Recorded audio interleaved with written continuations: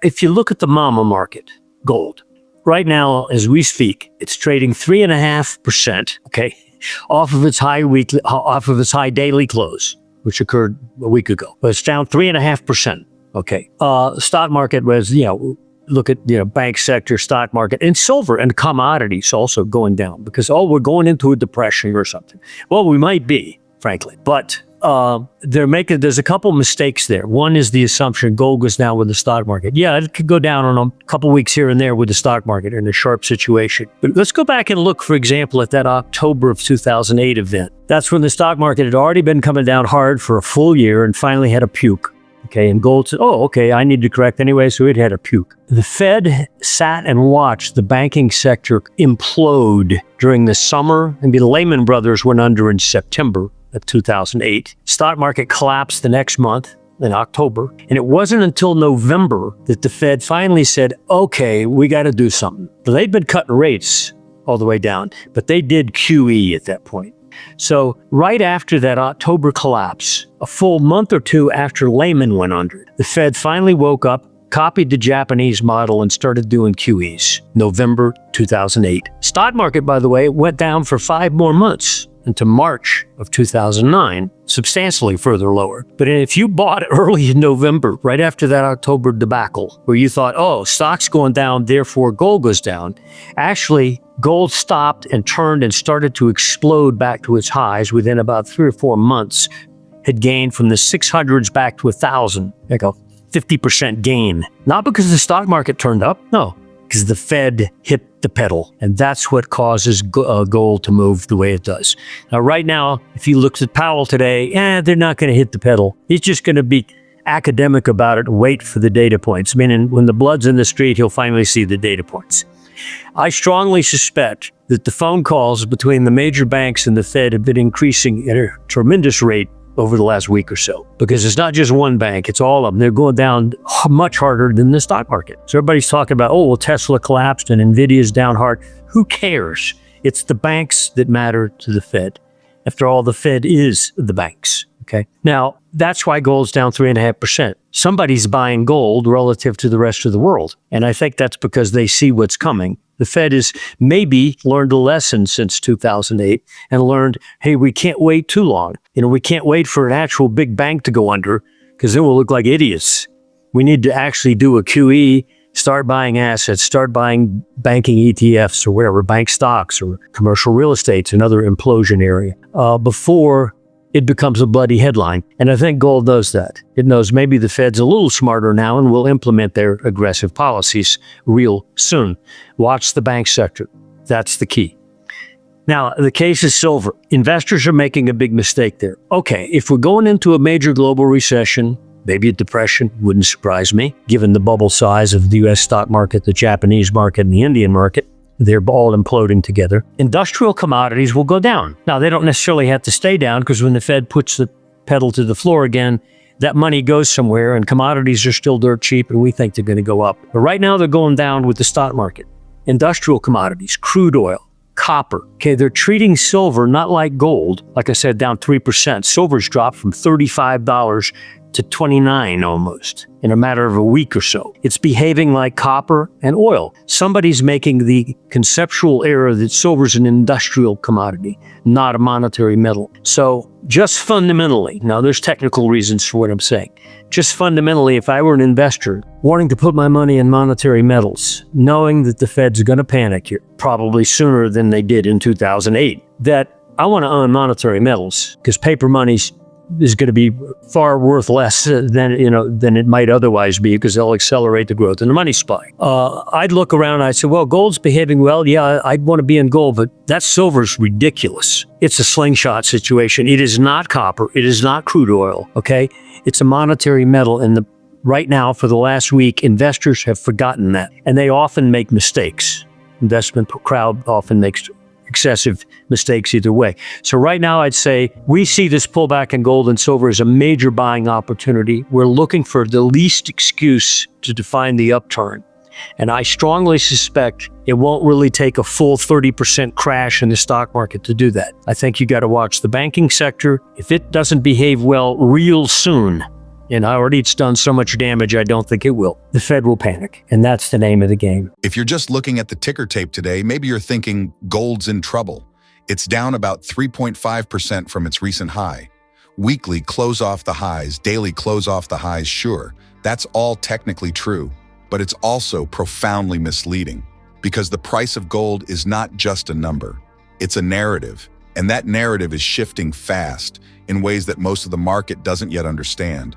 People look at these red candles and immediately assume, oh, well, the stock market's going down, so of course gold's going down too. But that logic is lazy. It's based on one-dimensional thinking. Correlation equals causation. That's not analysis, that's reaction, and it ignores history. Let's go back to October 2008. Everyone remembers the crisis, the Lehman moment, the free fall. But rewind just a bit. The stock market had already been falling hard for a year. The banking system was buckling. Lehman went under in September. The stock market collapsed in October. And what did gold do? It corrected, yes. It dropped from $1,000 to the mid-600s. People said, look, gold failed. It didn't protect you. But then came November. The Fed launched QE, copying Japan's playbook. And gold ripped from the low 600s to nearly $1,000 in 3 or 4 months. A utven shazalekos mozanat. And it didn't wait for the stock market to recover. The S&P kept falling into March 2009. But gold didn't care, because gold doesn't track stocks. It tracks central bank reaction. It tracks the velocity of panic inside policy circles, and that's the moment we're heading into again because the banks are breaking, not one or two, the entire sector. Look at the charts, Bank of America, Citigroup, regional banks, the KBE ETF. These names are down far more than the S&P. You get a 3% down day in the index, the banks are down 8 to 10%. That's not rotation, that's systemic stress. And I bet good money the Fed's phone lines are lighting up right now, not in public, behind the scenes.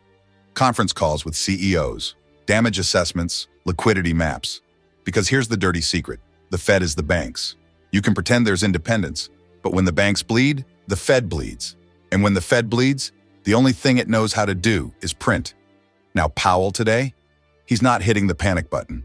He's still smiling at pressers, still quoting the dual mandate, still acting like we're going to get a soft landing. But that's how it always starts. The Fed doesn't act on the first signal. It acts on the last possible one. It waits until the data screams. And by the time it screams, the damage is already done. If they'd learned anything from 2008, they'd be proactive. But they haven't, because they can't. Because the illusion of control depends on looking calm, even when the boat is sinking.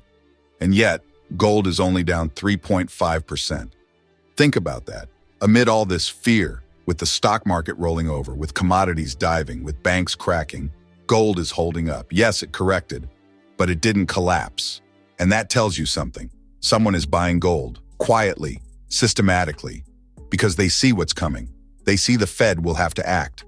And when it does, when Powell does his best Ben Bernanke impression, gold is going to explode again.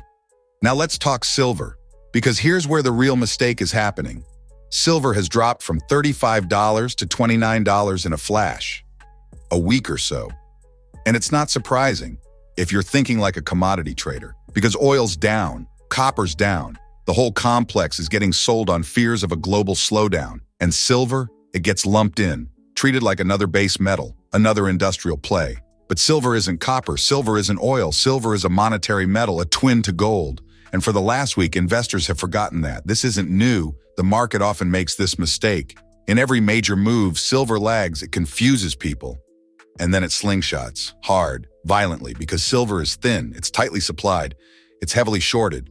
And once the monetary narrative clicks in, it becomes high beta gold. Right now, you have a rare window.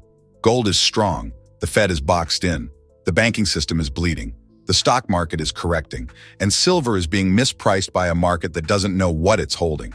You want to talk asymmetric risk? That's it.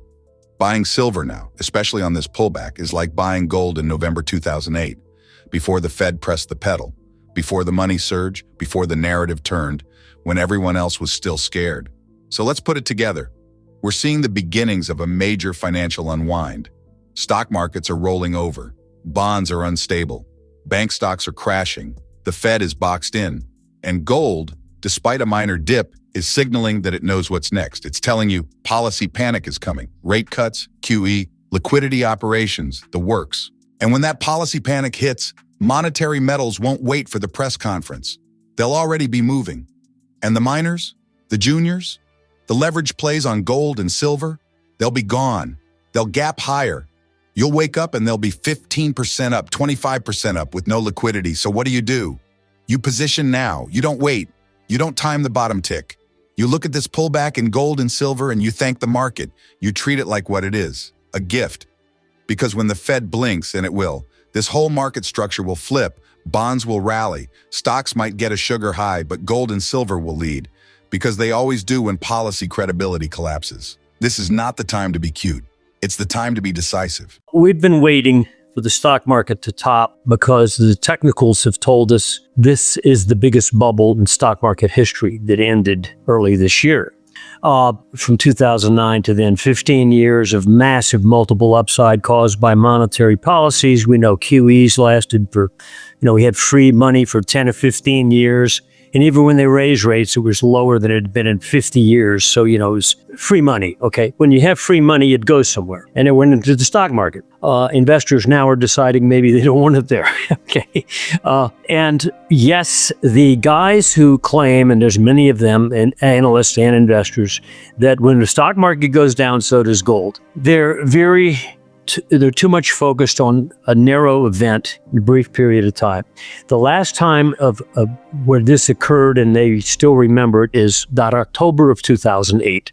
At that point in time, gold had already been rising since its lows in price. In the year 2000, 2001, it was about $260. It went up all the way to 1,000, okay, quadrupled. And that was before that collapse in the stock market. And in fact, part of that was while the stock market had already topped and was headed down. The stock market had been dropping for a full year, and gold still rising. But in the summer, especially in October of 2008, the stock market finally had a sharp drop within the context of what was already an ongoing bear market. It dropped like 30% in a month, okay, October of 2008, a year off the high.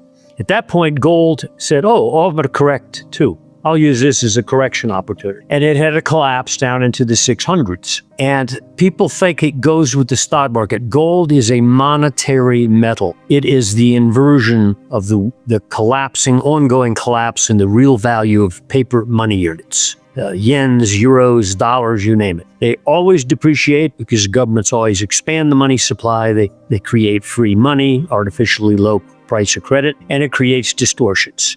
And gold is merely an ongoing reflection of the decay in the monetary units that we use. That's still going on now. Money supply is still growing. It basically doubles almost every decade. And when the Fed has an excuse or justification, which is what they were created for, to save certain institutions, banks especially, they push the pedal to the floor. Okay, and sometimes they back off a little bit, but then they push it to the floor again.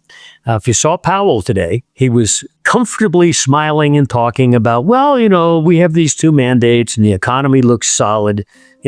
Even the reporters in the audience were smart enough to say, yeah, but when the stock market goes down, then the data points change. It's a point we've been making for many months. They don't turn first and then, the economy's getting worse, so the stock market goes down. No, the Fed is going to have soon all the data points they need to smack them in the face to, again, push the pedal to the floor. And I know they don't want to because, frankly, they don't like Trump. He doesn't like them, so there's an antagonism there. And so Powell's kind of smiling right now because stock market's going down and he's not getting blamed for it by keeping rates too high for too long. Trump is getting blamed for it. So he's in perfect position. Let's dig deeper, because once you understand the structure of what's forming beneath the surface, you'll never look at this market the same way again. Gold isn't down 3% because people are suddenly bullish on fiat. It's down because the market is functioning in a state of nervous uncertainty. Everyone's watching Powell like he's the Wizard of Oz, waiting for the next phrase, the next gesture. But gold doesn't watch Powell. Gold watches credibility. And the Fed has almost none left. You think gold didn't notice the string of regional bank failures last year? Or the inverted yield curve that screamed recession for 18 straight months? Or the fact that even now the Federal Reserve is still clinging to the illusion that it can tame inflation with tools designed for another century? Gold noticed. And it's not just gold. Look at what central banks around the world are doing. They're buying gold at a pace not seen since Bretton Woods collapsed. Not ETFs, not futures, not options, physical gold, bars, stored in their own vaults, delivered quietly. No press release needed. Why? Because they're repositioning reserves away from the dollar, away from paper claims, away from a system they know is on borrowed time. That's the real story behind the breakout in gold, and the pullback you're seeing now is nothing more than the market gasping for breath before the next sprint. Meanwhile, the equity market is hanging by a thread. Every bounce is weaker than the last. Every rally is met with distribution. You don't need to be a technician to see it. The trend is breaking. And underneath the indices, the banking sector is imploding. That's the bellwether. The last time we saw this divergence, banks crashing while the indices remained buoyant, was in 2007. Bear Stearns cracked first, then Countrywide, then the regional banks, and finally Lehman. The same thing is happening now, slowly, then all at once, and the market is starting to sniff it. That's why we're seeing demand in gold hold up. That's why silver, despite being sold off with the rest of the industrial complex, is showing signs of life again. That's why miners, which have been underperforming for over a decade, are starting to attract volume in the quiet hours. Let me give you a historical comparison. In 1979, when gold surged from $250 to $850 in under 18 months, the miners didn't just rise, they exploded. Homestake mining went up 10 times. ASA went up 20 times. Juniors that no one had ever heard of saw 30x moves. And what did the crowd do? They waited. They waited for the headlines. They waited for the Wall Street Journal to give them permission. And by the time they moved, the gains were gone. The easy money, the real money, had already been made by the people who bought when the miners were still loathed. When they were trading at 0.2x NAV. When they had no coverage, no love, and no narrative. That's where we are now. And here's why that matters. This time, it's bigger. In the 1970s, US debt was manageable. The dollar was still trusted. The banking system wasn't leveraged 30-1. Today, the US national debt is over $34 trillion. Interest expense is the fastest growing item on the federal budget. Entitlements are exploding, and there is no political will to stop it. Now, add in the de-dollarization movement. The BRICS are buying gold. China is dumping treasuries. The Middle East is trading oil in yuan. The dollar isn't about to collapse, but its exorbitant privilege is being eroded in real time. And what replaces it? Nothing, yet. But gold is waiting. It doesn't need to be officially remonetized. It doesn't need a government stamp. It just needs to be acknowledged by institutions, by sovereigns, by the market. And when that acknowledgement becomes consensus, the price won't rise in a straight line. It will reprice in bursts. Now let's go back to silver. Because if gold is the truth, silver is the amplifier. Silver has a history of moving in shockwaves. It moves slow, then sudden. It's always late to the party, but it always outdrives the rest of the convoy when it arrives. In 2010, silver spent most of the year under $20. By May 2011, it hit nearly $50. That's a 150% move in less than a year. And it wasn't driven by retail. It was driven by structural mispricing, finally correcting. The paper market couldn't contain it anymore. The shorts were overextended. The fundamentals were tightening. And the bid just kept rising. We're approaching that same setup now. Industrial users are already warning about shortages. The Silver Institute shows multi-year deficits. Recyclables are drying up. Mines can't ramp production fast enough to meet demand. And yet, the price is still acting like silver is an industrial afterthought. That's a gift. And the best expression of that mispricing is in the miners. The XAU/gold ratio, as I mentioned earlier, is still historically depressed, but that's just the tip of the iceberg.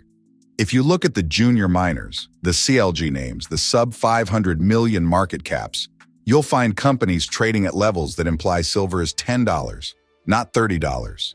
These names are walking around with hundreds of millions in in-ground metal, and the market is treating them like toxic waste. That's a mistake.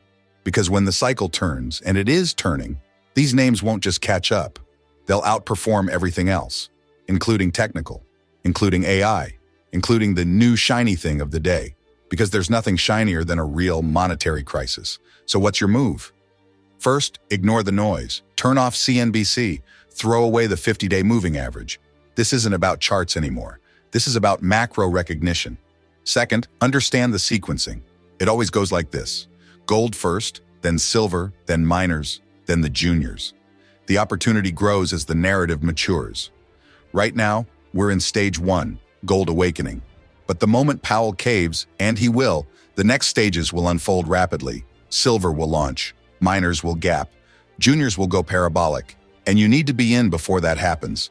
Because once it begins, you won't get a second chance. There will be no pullback, no second entry. The liquidity in this sector is razor thin, and that's part of the beauty, but also the danger. The price of admission is discomfort. If you're feeling it now, that's your edge. So here's what I'm doing, and what I've been doing. I'm staying long physical. I'm increasing my weighting in silver. I'm rotating from bullion into select miners. I'm focusing on quality, low-cost producers with real ounces, real management, and real jurisdictional leverage. And I'm sleeping well at night. Because while the market worries about Nvidia's next quarter or the next CPI print, I'm positioned for the end game. Because that's what this is. Not the end of the world, but the end of a cycle, the end of unbacked credit, the end of false promises, the end of pretending that 0% rates and infinite debt are a stable system, and the beginning of something new, something real, hard money, honest prices, real value. It's coming, and it starts with gold. Stay informed about the latest developments shaping the precious metals markets with regular updates from the Finance Daily team. Not only that, but as a subscriber, you'll also receive timely silver and gold price notifications and early access to groundbreaking news unavailable to the general public. Join our free gold and silver newsletter today, link in the description.